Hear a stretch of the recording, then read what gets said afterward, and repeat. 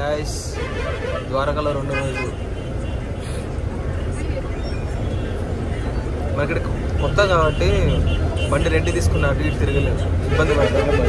అందుకే ఇలా బస్సులో వెళ్తున్నాం జాలీగా. పర్ పర్సన్ 300 తీసుకున్నాడు ఏసీ బస్, పర్లేదు.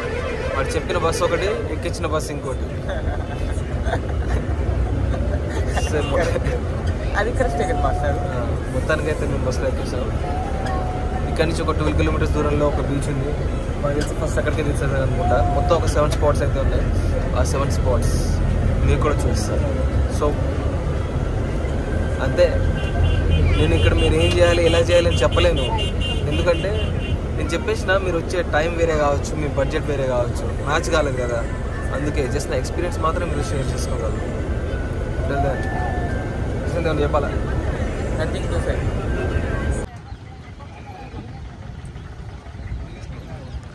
సో నాగేశ్వర్ మహాదేవ్కి అయితే మనం రీచ్ అయిపోయాం. నాగేశ్వర్ మహాదేవ్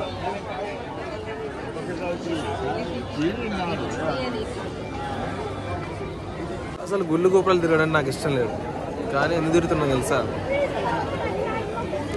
మా నాన్న కోసం, ఆయనకి ఇష్టం, అందుకని నేను తిరుగుతున్నా. ఆయన కూడా తీసుకొస్తా ఒక రోజు.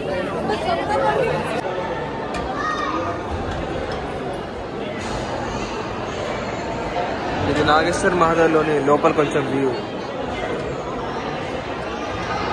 చూసా. మ్యాక్సిమం ప్లేసెస్లో తెలుగులో కూడా రాసింది. అంటే మన తెలుగు వాళ్ళకి భక్తికి కదా, వాళ్ళు వస్తారు తప్పకుండా తెలుసు. అందుకని తెలుగులో కూడా మెన్షన్ చేశారు నాగేశ్వర్ మహాదేవ్.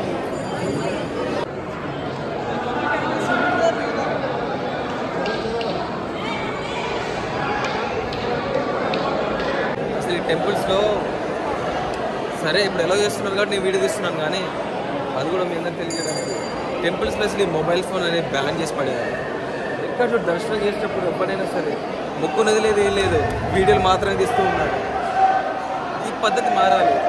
ఫోన్లో బాగానే ఉంది. ఇంకెక్కడ చూసినా చాలామంది అమ్మాయిలు స్కర్ట్లు షార్ట్లు వేసుకొని తిరిగేస్తున్నారు. ఈ పద్ధతి కూడా మారాలి. కరెక్టే, కల్చర్కి అడాప్ట్ కావాలి, వెస్టర్న్ కల్చర్కి. అలా మన కల్చర్ని మర్చిపోవద్దు కదా. ఇదొక్కటి గుళ్ళలోనే అబ్జర్వ్ చేసింది నాకు నచ్చింది. నచ్చలా. నాగేశ్వర్ మహాదేవ్ జ్యోతిర్లింగ్.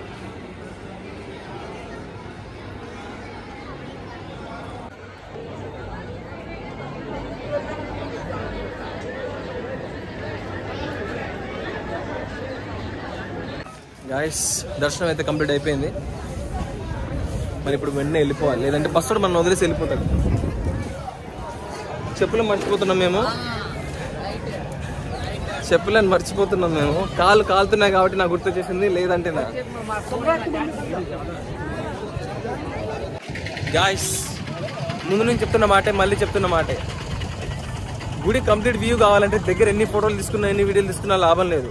ఇలా బయటకు వచ్చి ఇక్కడ దూరం నుంచి ఇలా చూడాలి. నేను దర్శనం చేసేటప్పుడు అసలు ఫోన్ వాడద్దు. అంటే మ్యాక్సిమం ఎక్కడ ఎలో చేయరు అనుకోండి, ఎలో చేసిన దగ్గర కూడా వాడద్దు.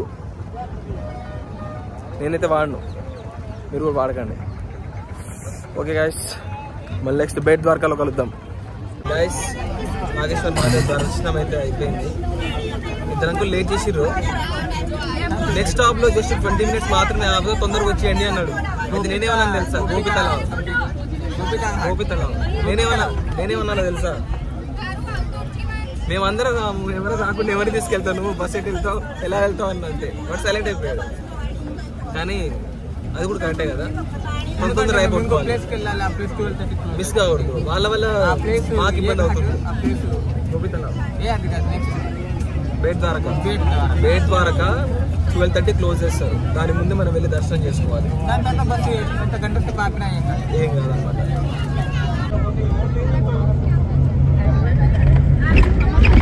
గాయస్ ఇప్పుడు మనం వచ్చాం గోపి తలావ్కి. ఏం లేదు ఇక్కడ Talav means small canal. Canal అంటే వీడు చిన్న పాండ్ టైప్ తలావ్. పెద్ద హిస్టరీ ఉంది, ఆ హిస్టరీ మనకు తెలియదు, తెలుసుకొని నేను చెప్తా. ఇప్పుడు గోపి తలావ్ గురించి మీకు డీప్ ఎక్స్ప్లెనేషన్ ఇవ్వలేను, కానీ సింపుల్గా చెప్పలేం. గోపికలు ఆ తలావ్లో ఉండే అనమాట. తలావ్ అంటే చిన్న పాండ్ లాగా ఉండే అనమాట. దాంట్లో ఉన్నారనమాట. సో సంథింగ్ అర్జునుడు కృష్ణుడు దాంట్లో ఇంక్లూడ్ అయ్యారు. మొత్తానికి ఆ అమ్మాయిలు ఏంటంటే దాంట్లోనే ఉండిపోయారు అనమాట. సో అప్పటికి దీన్ని గోపి తలావ్ అంటారు. Completely false allegation. Content clarity లేకపోయినా ఓవరాల్ ఇదే. సో గైస్ ఇదే అనమాట గోపి తలావ్. తలావ్లో చేయడానికి ఏం లేదు, వస్తున్నారు, వచ్చిర్రు, బట్టలొత్తుతున్నారు, చిన్న చిన్న చేపల్ని చూస్తున్నారు, అంతే. ఇదే ఆ తలావ్, గోపి తలావ్. ఏం లేదు ఇక్కడ, వెళ్ళిపోదాం పదండి. అందుకే వాడు 20 నిమిషాలే అన్నాడు, అది కూడా చాలా ఎక్కువ. Let's go back. You go our business follows. దండలు, టీషర్ట్లు, సామాన్లు, బ్యాగులు, బట్టలు, తిండి, జ్యూస్లు, తినుబండారాలు. గుడిలో దర్శనానికి వచ్చే వాళ్ళంటే ఇక్కడ తినే వాళ్ళే ఎక్కువ ఉన్నారు. గోపి తలావ్లో తలావ్ అయితే లేదు, కానీ తలావకి అలా సబ్కుచ్చాయి. తినుబండారాలు, జ్యూస్లు, సామాన్లు, గోపి చందన్. తలావ్లో నీళ్ళు తప్ప అన్నీ ఉన్నాయి.